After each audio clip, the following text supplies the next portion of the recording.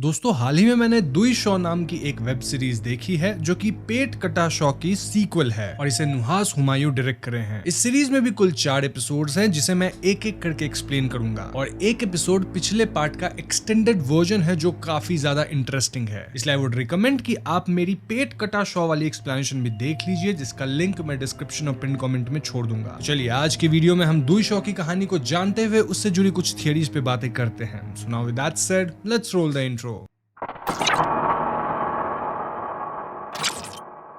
तो पहले एपिसोड का नाम है वक्त और इस एपिसोड की शुरुआत में हम 5 दोस्तों को देखते हैं जो एक चाय के अड्डे पे बैठकर एक लड़की को देख रहे थे। ये लड़के थोड़े बदमाश टाइप के थे और इन्हें पास ही के पॉलिटिकल क्लब में तोड़फोड़ करने की सुपारी मिली थी। इनका लीडर सबको काम से पहले एडवांस पैसे देता है और ये सारे अब क्लब में घुस जाते हैं तोड़फोड़ करने। तभी इनमें से एक लड़के के दिमाग में आता है कि वो इस घर में आग भी लगा दे जिससे उन्हें ज्यादा पैसे मिल सके और हाँ, इस काम को अंजाम देने के बाद ये सारे हंसने लगते हैं। अब इस हादसे के अगले दिन हमें पता चलता है कि इनकी लगाई हुई आग पास के बस्ती में फैल गई जिससे कई सारे लोग मारे गए और उनमें से कुछ तो बच्चे भी थे। खैर अब सीन शिफ्ट होता है और हम उनमें से एक दोस्त अल्ताफ को देखते हैं जो अपने कमरे में बैठा था और अचानक से उसे ऐसा फील होता है कि उस पे कोई नजर रख रहा है। उस वक्त अल्ताफ के बाकी दोस्त कमरे में नहीं थे और टू हिज सरप्राइज वो देखता है कि वो जिस लड़की को देख रहा था वो उसके कमरे में आकर चुपचाप कोने में बैठ गई है। अब ये जो वक्त था वो अजान का वक्त था। अल्ताफ उस लड़की को देख खुश हो जाता है और उस लड़की के लिप्स को टच करता है लेकिन सीन यहीं कट हो जाती है। अब अगले सीन में हम इनके लीडर को बाकी दोस्तों को बुलाते हुए देखते हैं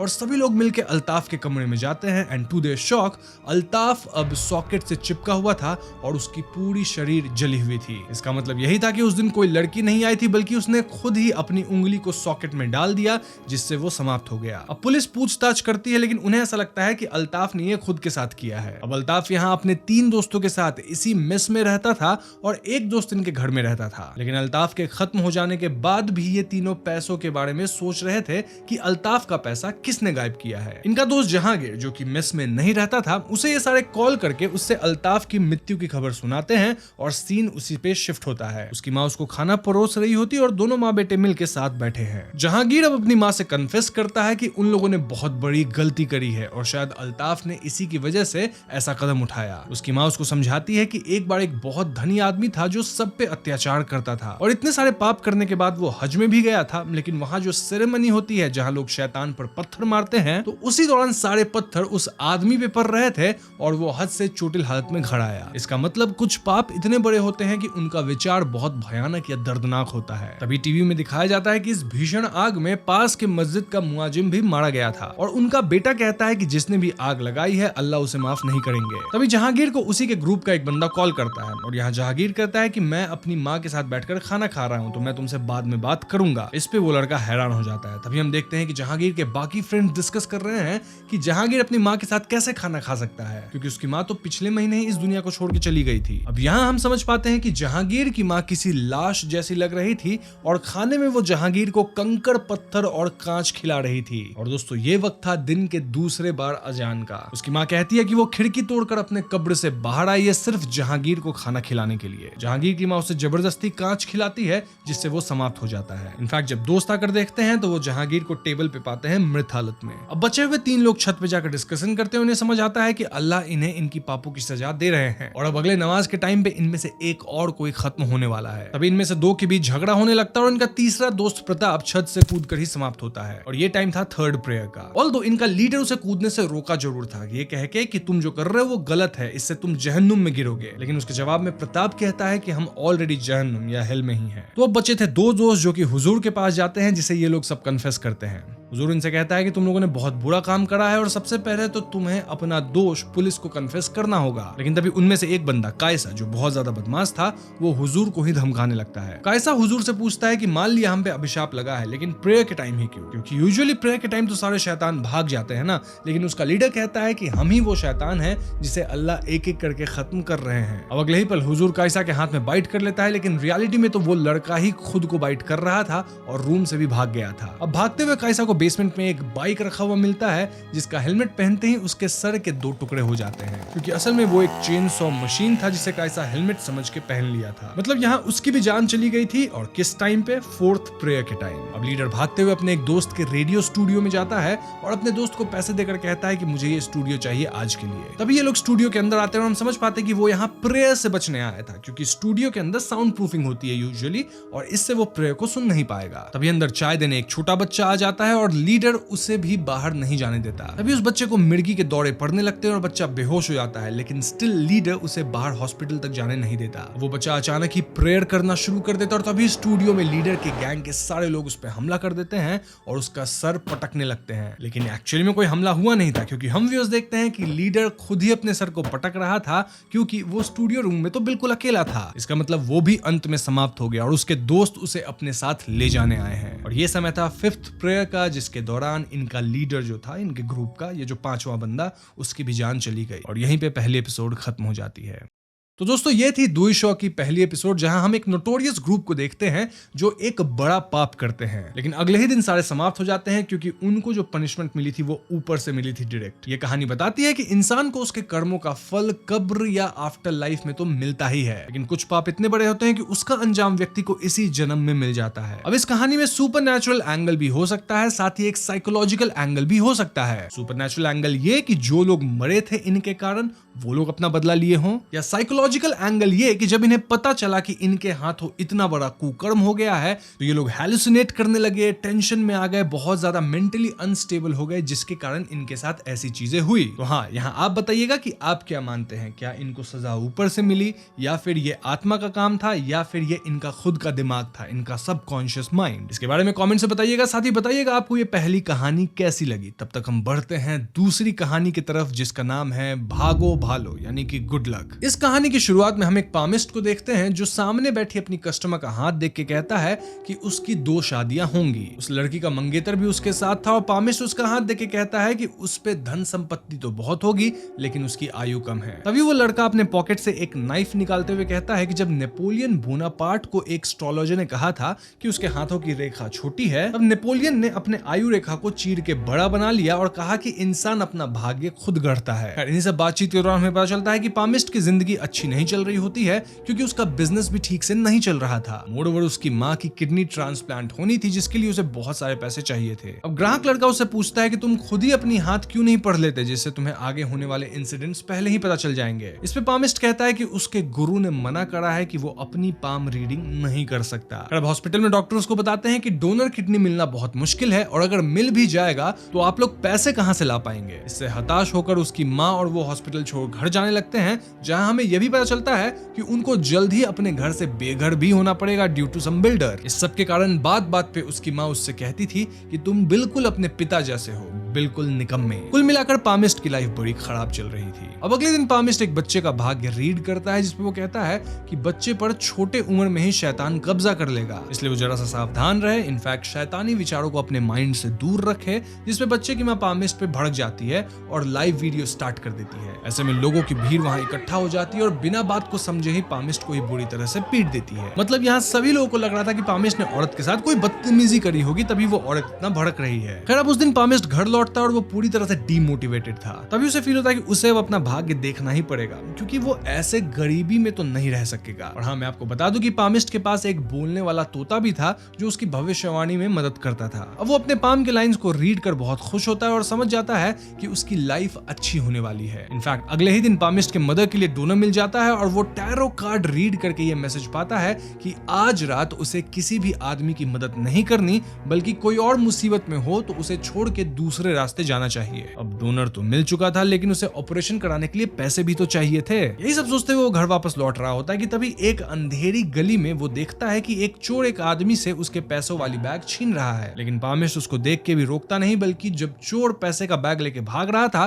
तो पामिस्ट उसे पुलिसमैन के हवाले कर कहता है कि ये पैसों वाला बैग उसका है। तो हाँ, अब क्या था कि पामिस्ट ने दूसरे के पैसे भी ले लिए, जिससे वो अपनी माँ का इलाज कराता है। लेकिन वहीं दूसरी तरफ हम देखते हैं कि जिसके बैग से पैसे उसने लिया है है उसके डैड की ऑपरेशन रुक गई क्योंकि वो ये पैसा ऑपरेशन के लिए इकट्ठा किया था। हाँ, पामिस्ट का काम निकल गया लेकिन किसी और का बिगड़ा। इनफैक्ट पामिस्ट उसकी कोई मदद नहीं करता। खैर, अब माँ के ऑपरेशन के बाद वो एक न्यू बिल्डिंग भी खरीद लेता है और अपनी माँ के साथ बिल्डिंग में रहने लगता है। अब आपको याद होगा कि एक औरत ने इस पामिस्ट की एक वायरल वीडियो भी बनाई थी, तो उस वीडियो की बदौलत सभी आम जनता पामिस्ट को पहचानने लगी थी। ऐसे में वो काफी फेमस हो गया था, तो लोग उसकी दुकान पे आके हाथ दिखाने लगे थे, जिससे पामिस्ट की लाइफ अच्छे से चलने लगी, मतलब काफी कमाने लगा। अब पामिस्ट ऐशो आराम से रहता और उसके बड़े बड़े क्लाइंट्स होने लगे थे। पामिस्ट अब एक बड़े बिजनेसमैन के यहाँ भी काम करने लगा था, जहाँ वो अपने क्लाइंट को और उसकी पत्नी से बचकर रहने का उपदेश देता है, जिसपे उस अमीर इंसान की पत्नी पामिस्ट पे थूकती है इन डिस्गस्ट। खैर, इस हादसे के बाद पामिस्ट अपने घर लौटता है और आसपास उसे कई सारे लोग भीख मांगते हुए दिखते हैं जो पामिस्ट से गुड लक मांगने आए थे। खैर, पामिस्ट कैसे भी घर पहुंचता है, जहाँ उसकी माँ उसे डांटती है, सेइंग कि तुम आजकल मेरे साथ बैठकर खाना भी नहीं खाते। पामिस्ट की माँ उसे वापस से टॉन्ट करती है कि वो बिल्कुल उसके पापा पे गया है,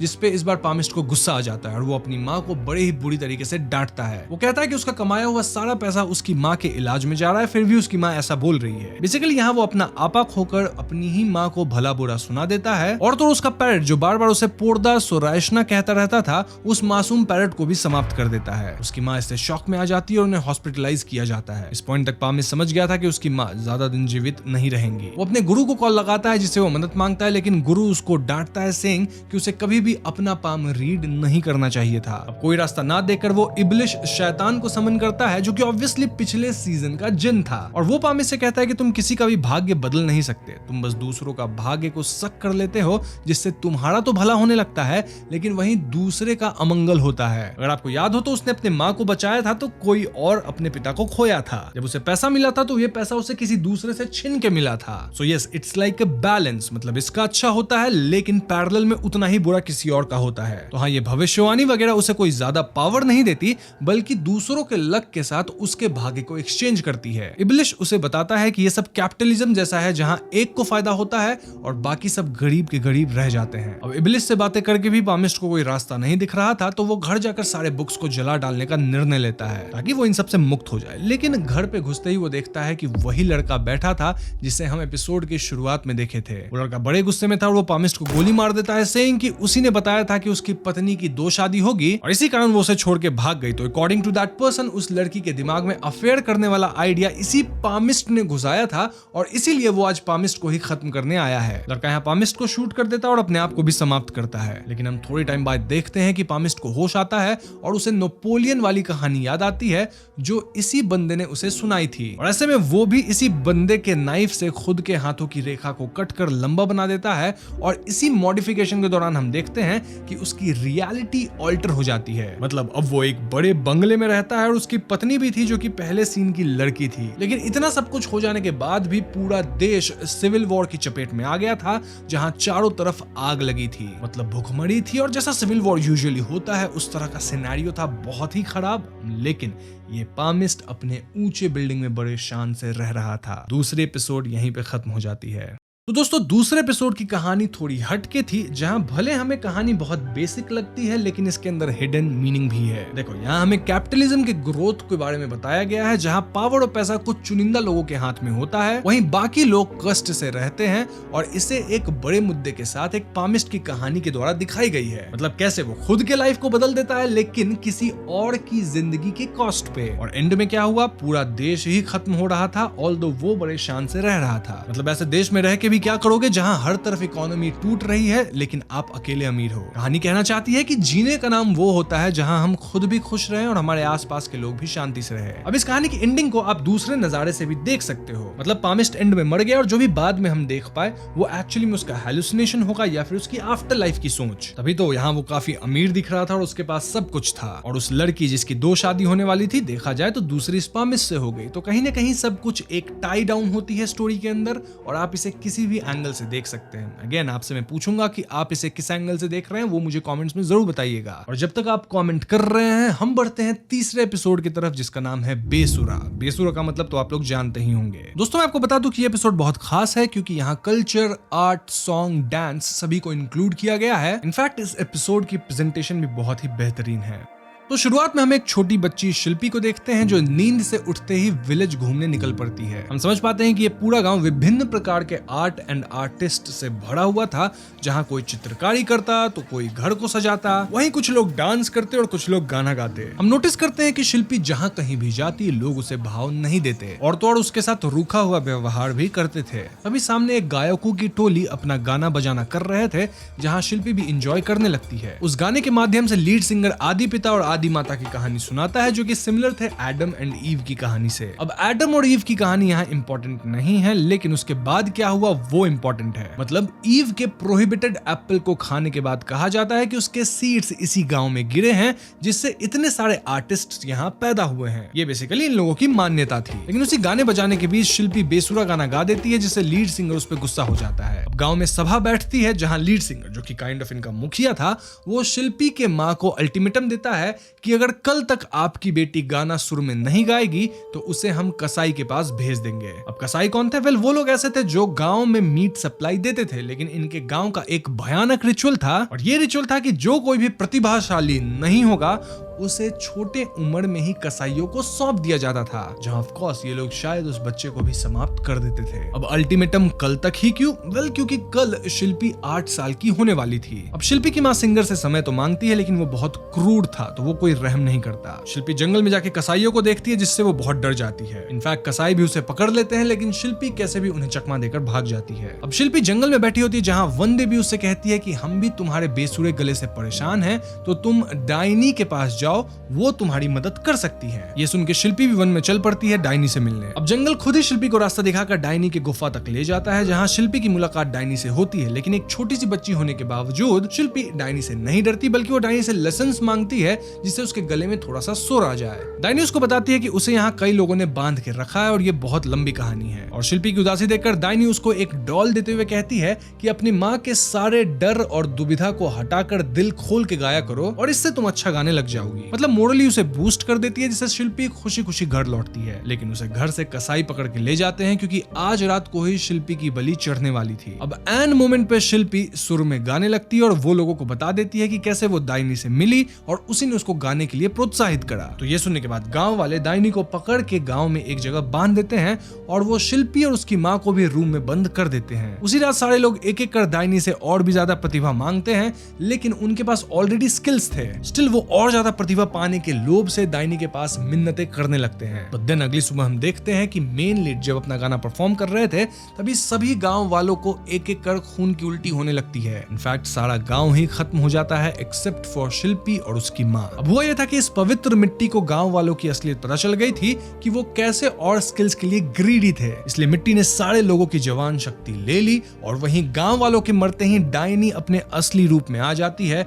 जो अब काफी सुंदर और यंग हो गई थी। इस पॉइंट पे वो इस गांव की सच्ची कहानी सुनाती है। वो बताती है कि बहुत पहले की बात है, जहां आदि माता के हाथ में उस एप्पल के बीज थे। तभी कुछ लालची लोगों ने उन बीजों को छीन लिया और अपने आदि माता को दूर पहाड़ी में कैद कर लिया। देन उन्होंने इस बीज को गांव की मिट्टी में गाड़ दिया और ये आदि माता और कोई नहीं बल्कि दाइनी ही थी। लेकिन शिल्पी की वजह से वो वापस इस धरती पे आकर सारे ग्रीडी आदमियों को खत्म कर खुद को आजाद कर सकी। शिल्पी उनसे जाते जाते पूछती है कि मिट्टी ने सबको खत्म कर दिया, लेकिन उसे क्यों नहीं किया? जिसपे आदि माता कहती है कि इस सब में शिल्पी की कोई गलती नहीं थी। मोreover वो तो लालची भी नहीं थी और शिल्पी जैसे निष्पाप लोगों को ये जादुई मिट्टी सजा नहीं देती है। ऐसा कहकर आदि माता उस गांव से चली जाती है और जाते जाते वो एक एप्पल भी बाइट करती है, कंसोलिडेटिंग द फैक्ट कि वही ईव या फिर आदि माता है। यहीं पे 3rd एपिसोड खत्म हो जाती है। तो दोस्तों यही थी दुई शॉ एपिसोड 3 की कहानी, जहां बड़े ही सुंदरता से फोकलोर को प्रेजेंट किया गया है और करंट टाइम से जोड़ा भी गया है। यहाँ हमें बताया गया है कि कैसे लोग अपने लालच के चलते अंधे हो जाते हैं और उनके पास ढेरों ऐशो आराम या टैलेंट होता है, फिर भी उनको फ्री फंड या शॉर्टकट में सब कुछ और चाहिए होता है। तो हाँ, अगर इंसान इसी चक्कर में पड़ा रहे कि उसे और चाहिए, तो हमारे पास आज जो है उसको भी हम खो देंगे और इवेंचुअली एक दिन मरना तो सबको है ही, तो मौत भी शायद जल्दी आ जाए। शायद इसलिए किसी महात्मा ने कहा था कि हम सब की मंजिल तो मौत ही है, इसीलिए सफर का मजा लो। खैर, अब बढ़ते हैं आखिरी यानी कि 4th एपिसोड की तरफ, जिसका नाम है अंतरा। अब लास्ट वीडियो के मिस्टी कीचू एपिसोड में हमने देखा था कि इब्लिश मोहम्मद की पत्नी अंतरा से कहता है कि अगर वो कुछ भूलना चाहती है तो वो उसकी मदद कर सकता है। और इस एपिसोड की शुरुआत में हम उसी अंतरा और इब्लिश को एज हस्बैंड वाइफ देखते हैं। अब ऐसा कैसे पॉसिबल हुआ? वेल, ये हमें कहानी में आगे पता चल ही जाएगा। तो कहानी की शुरुआत में अंतरा खुद को मझधार में एक नाव पर पाती है और तभी उसकी आंख खुल जाती है। उसे ये सपना हर दिन आता था और वो इसका अर्थ समझ नहीं पाती। अब अगले दिन अंतरा इब्लिश को चाय बना के देती है और वहीं इब्लिश अंदर अपने स्टडी में चला जाता है कुछ राइटिंग्स वगैरह का काम करने। तभी अंतरा बाहर एक बच्ची को खड़ा देखती है जो उसी को देख रही थी। अब यहाँ हम उसकी दिनचर्या भी देखते हैं जहाँ वो कपड़े वगैरह आयरन करती है और एक भाभी से फोन पे बातें करती है। लाइक ये उसका डेली रूटीन था और वो इब्लिश के साथ घर संसार करने में व्यस्त थी। तभी एक दिन अंतरा बाहर खड़े उस बच्ची को घर ले आती है जो अंतरा को बताती है कि इब्लिश उसका असली पति नहीं बल्कि उसका असली पति तो मोहम्मद है। बेसिकली अपने असली पति के श्राद्ध के दिन अंतरा इब्लिश के पीछे पीछे इस घर तक चली आई थी। इब्लिश इस बच्ची को देख खुश नहीं था और इब्लिश उससे कहता है कि माया यानी ये बच्ची सही कह रही है, यानी वही अंतरा को समझा बुझा कर यहाँ ले आया है और ये भी कि वो इब्लिश यानी शैतान है। इब्लिश कहता है कि वो बस इंसान के कानों में गलत मंत्रणा देता है जिससे लोग खराब काम करते हैं। इसके बाद इब्लिश माया को बाहर छोड़ने जाता है और वहीं रास्ते में माया उससे पूछती है कि क्या आपको लगता है इब्लिश शैतान बांग्लादेश में रहता है, जिसपे इब्लिश मुस्कुराते हुए कहता है कि ऑफ कोर्स और कहां रहेगा। खैर माया को छोड़ने के बाद वो उसी बच्चे को देखता है जिसे हमने एपिसोड 2 में अपना हाथ पढ़वाते हुए देखा था, मतलब जिसकी माँ गुस्सा हो गई थी इफ यू रिमेंबर। और यहाँ इब्लिश उस बच्चे के कान में बोलता है कि तुम माया को पसंद करते हो ना, इफ यस तो जाओ उसे कष्ट पहुंचाओ क्योंकि इंसान को कष्ट पाने में बहुत आनंद आता है। बस फिर क्या था, बच्चे ने शैतान की बात मान ली और माया को एक ट्रक के आगे धक्का दे दिया जिससे वो समाप्त हो गई। अब अगर आपको याद होगा पामिश ने ये भी भविष्यवाणी करी थी कि छोटे उम्र में ही बच्चे को शैतान कब्जा कर लेगा और देखो ऐसा भी हुआ है। अब अंतरा इस हादसे को देखकर रोती है लेकिन हम देखते हैं कि अगले ही दिन वो वापस से नॉर्मल हो गई थी और इब्लिश के लिए चाय बना रही थी। यहाँ इब्लिश और अंतरा की बातों से हम समझ पाते हैं कि अंतरा के माइंड में जो भी पुरानी बातें होती थी उस सब को इब्लिश कहीं ना कहीं खत्म कर देता था। मतलब अंतरा सब कुछ भूल जाती थी, तभी तो उसको पिछले दिन का नहीं याद है, साथ ही उसे ये भी याद नहीं कि उसका असली पति तो मोहम्मद था। यहाँ तक कि अंतरा को उसकी डीओबी तक याद नहीं थी। इब्लिश ने उसको कुछ पुराने मैगजीन्स भी निकाल दिए थे लेकिन अंतरा को कुछ भी याद नहीं आता। वहीं किचन में काम करते वक्त अंतरा को कुछ बॉटल्स के ऊपर मार्किंग दिखती है which indicates some harmful words और अंतरा इसके बारे में अपने फोन वाली भाभी को भी बताती है, जिसपे वो औरत कहती है कि आपको ये मैगजीन्स आपके पति ने रिलैक्स होने के लिए पढ़ने को दिया है लेकिन आप तो यहाँ स्ट्रेस ले रही हो। इस पे अंतरा क्रॉस क्वेश्चन करती है